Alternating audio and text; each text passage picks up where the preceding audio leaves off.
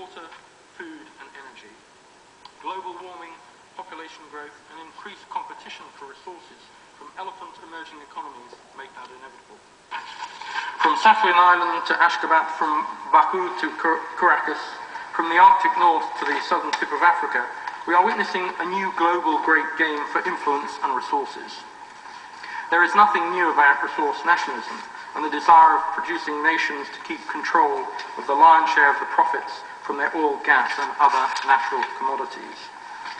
We've been here before, as recently as the oil spike of the 1970s, and as pointed out by the Noble Lord Reedsdale, with oil reaching a record $129 a barrel, and with future prices touching around about $140 a barrel, at least until 2016. The era of cheap energy seems well and truly over for the foreseeable future, as suggested as well by the Noble Lord Burt. There is, however, no real evidence that we've reached peak oil. But what is true is that the global level of competition for dwindling resources and ever more investment-intensive extractive processes is in often hostile political and geological territory is increasing. The issues we are debating this afternoon in your Lordship's House are ones echoing across Europe and beyond. Central to this discussion is balancing our long-term energy needs with our long-term environmental responsibilities. This debate has a particular resonance in the UK. It is, my lords, relatively uncontroversial to say that the UK's energy profile is going through a transition. In the last government, I was fortunate and privileged to serve as the Energy Minister in the old Department of Trade and Industry, the DTI, since renamed BER, or the Department for Business, Enterprise and Regulatory Replication. I'm proud to have been involved...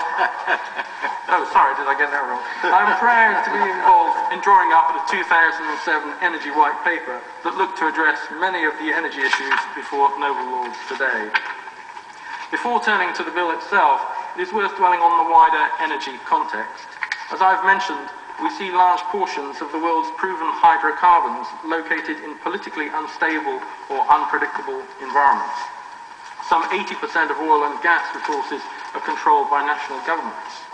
Security of supply is an issue, and we need to ensure that we do not become dependent on any one country or any one form of energy. As your lordships have already heard, the EU currently imports around about a quarter of its gas from Russia alone.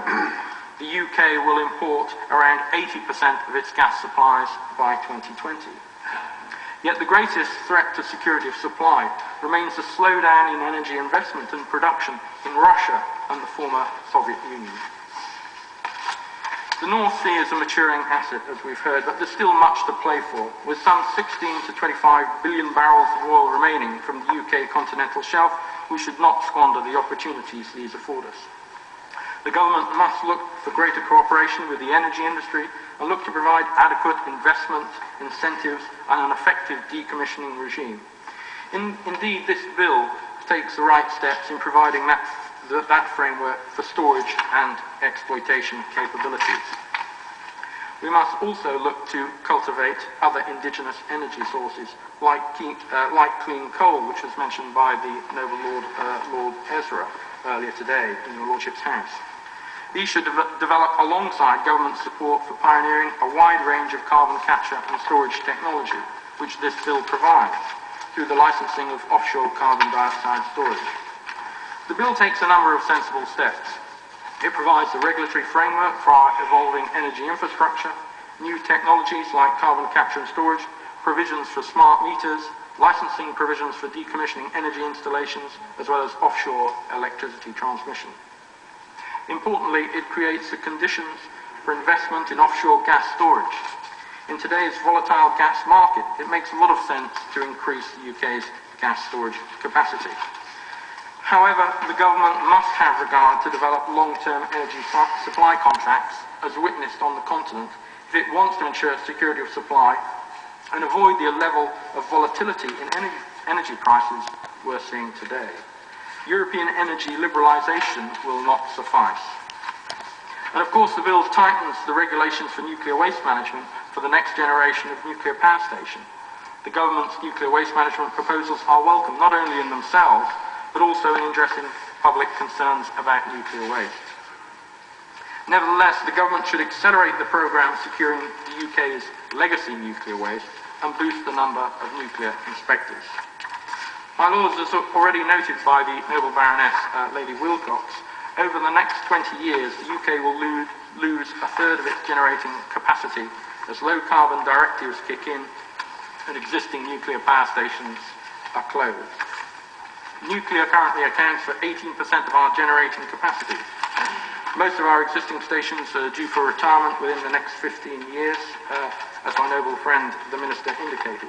Current estimates project a need for between 30 and 35 gigawatts of new generation capacity over the next 20 years.